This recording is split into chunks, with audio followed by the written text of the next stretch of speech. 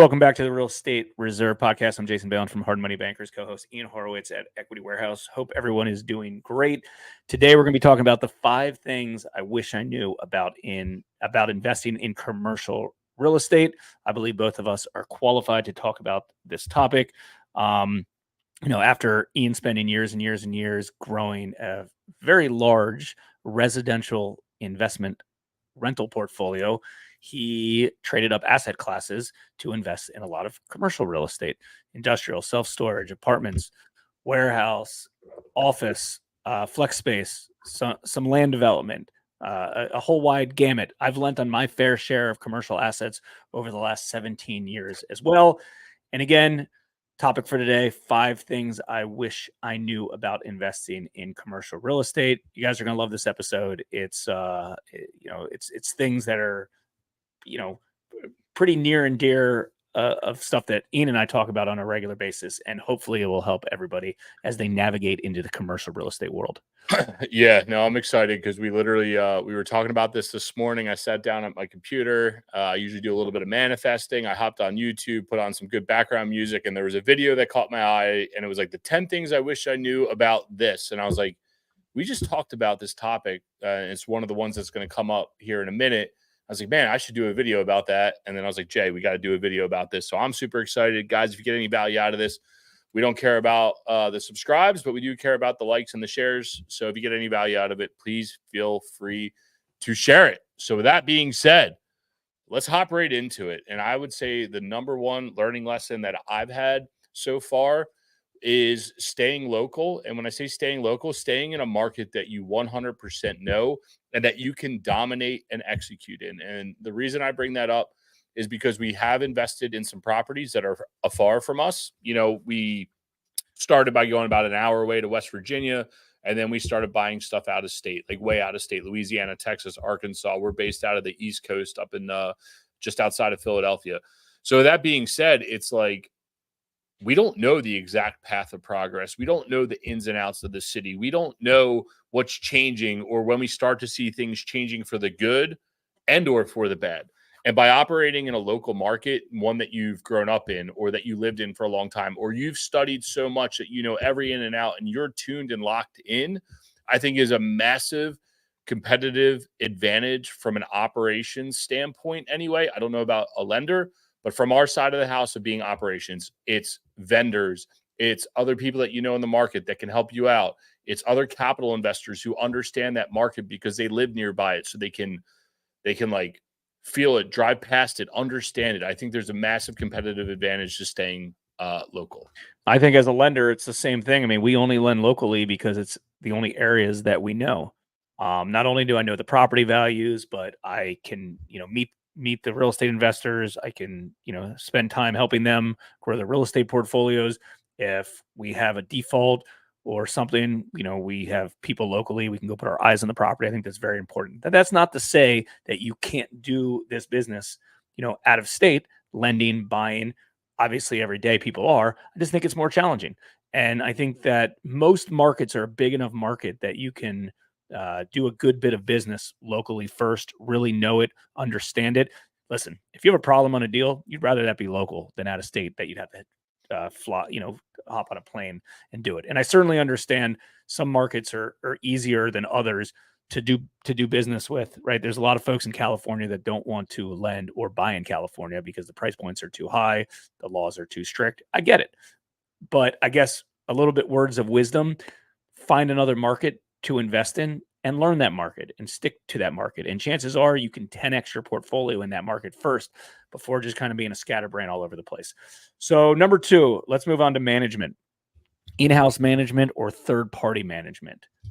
What's better, and what have you learned along the way in your commercial real estate portfolio? I always hate to use the word depends, but what I will give you guys some insight here is that going into commercial real estate, we had always owned and operated our own properties and did not have any good experiences with property managers. And then we bought some multifamily, so that was a natural fit. And then going out of state a little bit, we wound up using a property manager in West Virginia. And we had really good success. And that opened our eyes to the benefits of having a good property manager in place that can actually monetize their fee that allows you to be free to execute and continue to grow your portfolio. Along the way, we made some bad decisions on some property managers that got really, really tough for us. And we said, screw it, natural selves, let's bring it all back in house. And when we brought it all back in house, there was, there's some issues growing and being vertically integrated. I think there is a competitive advantage in some places to having it all in house. And then there's other competitive advantages to finding the right and the best property manager to operate your portfolio. What we've found over time is that we like to meddle. We're more like tinkerers. We like to keep the assets in good condition. So we probably spend more money than what a property manager may or may not, right? And we might worry about certain things more than a property manager would because it's our own asset. So with that being said, there's certain situations where I believe you should use yourself, and there's other situations that you should use third party. And for us, we want to go back into almost growth mode. So for us, we need to alleviate some of the pain points of the management today and putting it back on third party property managers. But there is such a high level of sophistication when it comes to financial reporting, operations, getting good data sets to actually be able to push out to your capital investors. And that's one thing that we lack in, and just being transparent here, we're not good at all those communication data points. And as we put our property managers in place and we're getting better and better data, that's going to allow us to pass that through. And another point that's going to come up here in a second that we're going to discuss when talking to the banks, you need the proper financial reporting to service your loans. And that's the competitive advantage of having a third-party property manager versus trying to build out. And think about the scale that you need to be able to build that in-house to hire the right employees to execute it so you don't have to worry about it every single day. When we had our rental portfolio, the only way it worked for us is in-house management. We tried external management. We tried a lot of different things. It only worked in-house. And on our lending portfolio, it's the same thing. I know that there's a lot of large hard money lending companies that use third-party servicing people, servicing companies and things like that. We service all our loans internally. I think anyone who's serious about a business in general should, consider taking management, servicing, full control over that. Everything can happen in real time. Yes, there's, cost of employees and things like that and software to put in place. But I think ultimately, if you're serious about growing a business, it's a great way to consider.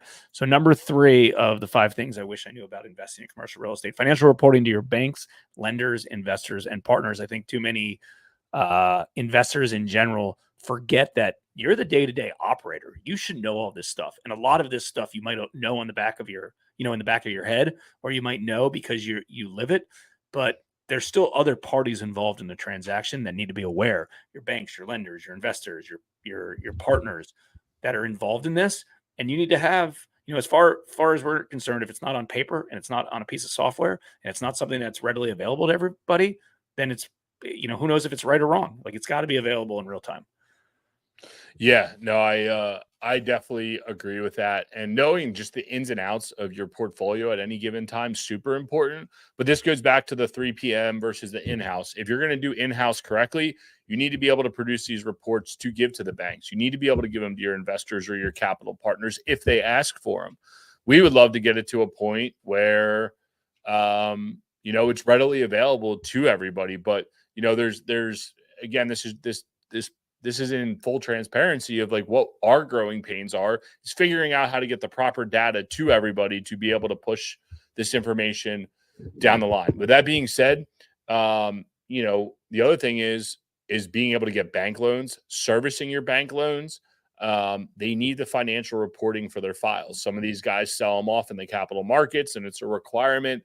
Other people have debt covenants and all these other metrics. You want to make sure that your property and you're operating it correctly allows you to give the correct financial reporting that allows you to continue to get loans from that lender. So that was an interesting one, going from single family where it's like, yeah, we'll give you whatever money you need. And it's pretty simple to, hey, we need your rent roll every quarter. We need your P&L every quarter. We need your year-end financial statements in a timely fashion.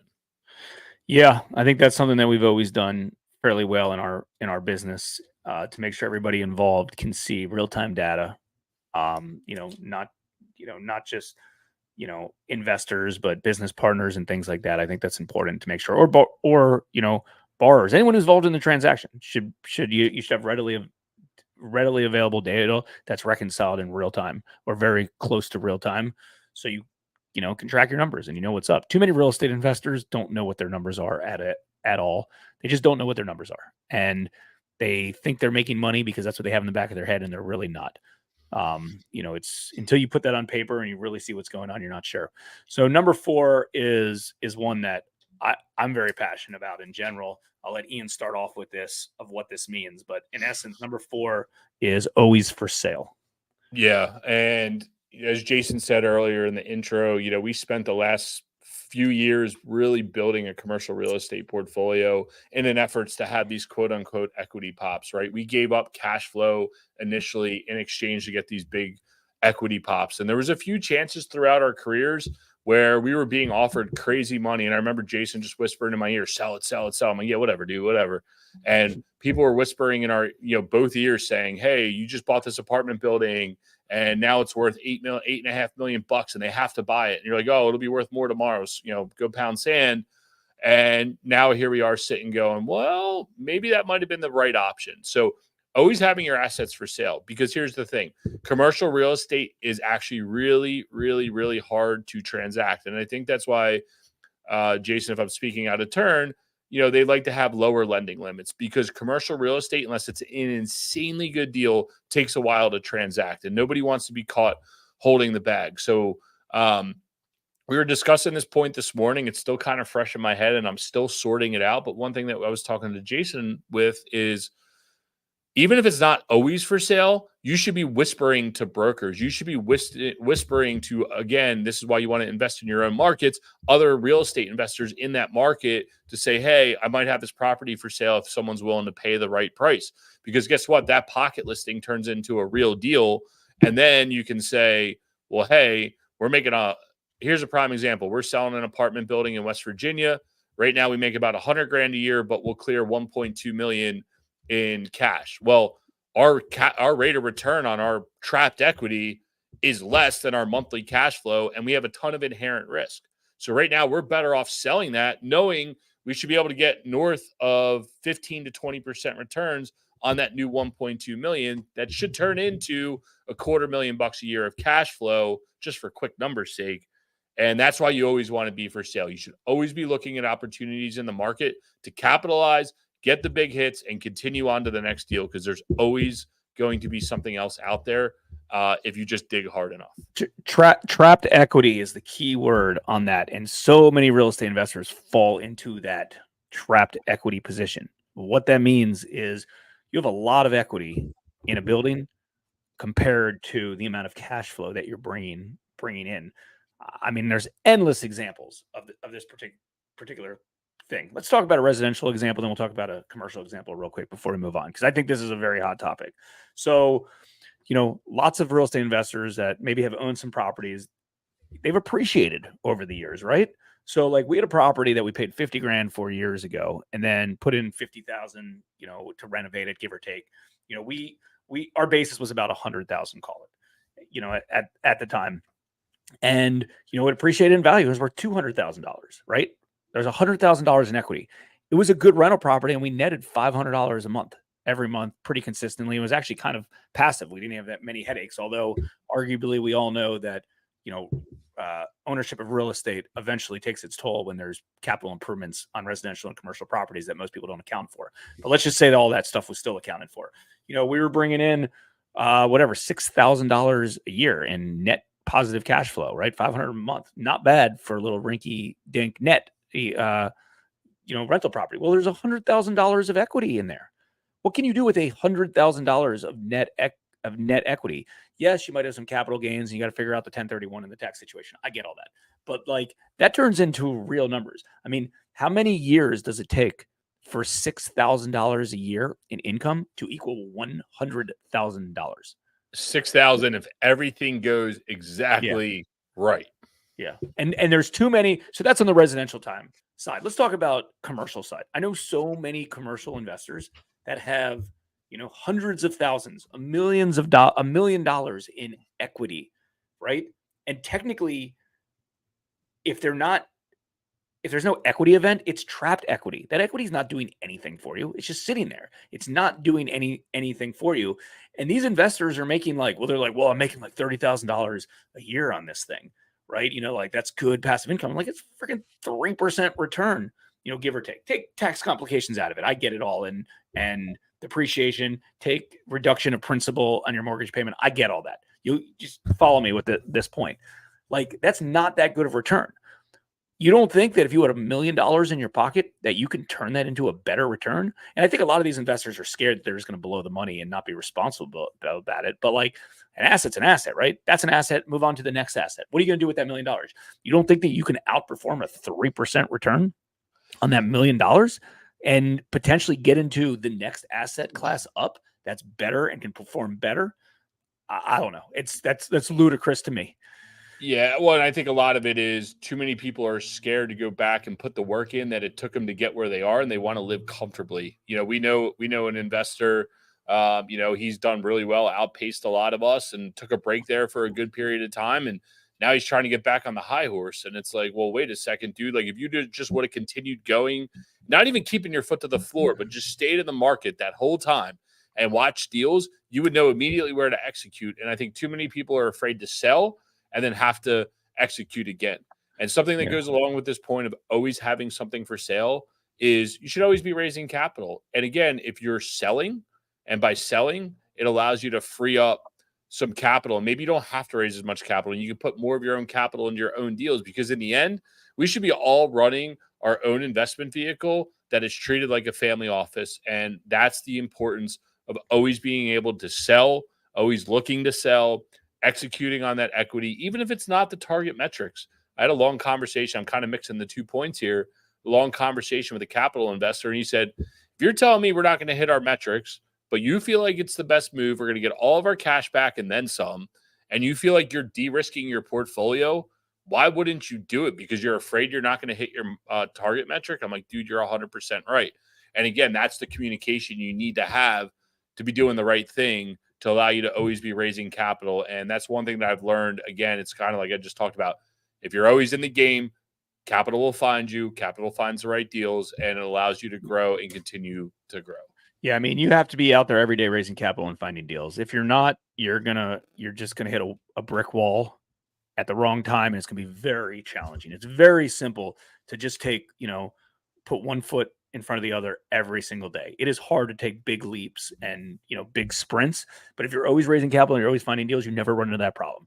One of the biggest mistakes all investors make is, oh, hey, we're starting this company. I'm gonna go find some deals. I'm gonna go raise some capital. And they market. They find a bunch of deals, or they raise a bunch of capital, and they start executing on them. They're like, this is great. I got everything, right? And they did all that heavy lifting, and they got up the hill.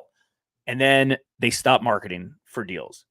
They stop looking for capital. And next thing you know, they're executing, and they're back at the beginning, and then another deal crosses their plate, and they got to start over. Why the hell do you want to start over? You already did all the hard work. Just continue to execute on it. So always be raising capital even if you don't need it. Always be looking for deals, even if you aren't looking for another deal. Let's be honest. When you don't need capital and you have it, good things happen, right? Because it'll be available if you need it. If you're always looking for deals and you can't do another deal at this point, guess what? The next deal you're probably going to do is an absolute home run, because you probably cherry picked all those other ones that you've turned down. So hopefully you guys enjoyed the 5 things I wish I knew about investing in commercial real estate. A lot of these are pretty near and dear to Ian and myself. We talk about this regularly. Hope you guys enjoyed this episode. Like, comment, share, subscribe. We certainly appreciate all the support that all of our viewers and followers had. And we have a lot of great interviews coming up on the Real Estate Reserve podcast as well. So make sure you're tuning in on a weekly basis. We usually drop videos and interviews once a week. Until next time, see you later. Thanks for tuning in to the Real Estate Reserve podcast. Do us a favor and like, comment, and share our broadcast. It helps the algorithm and helps us spread the word too. Till next time, thank you for tuning in.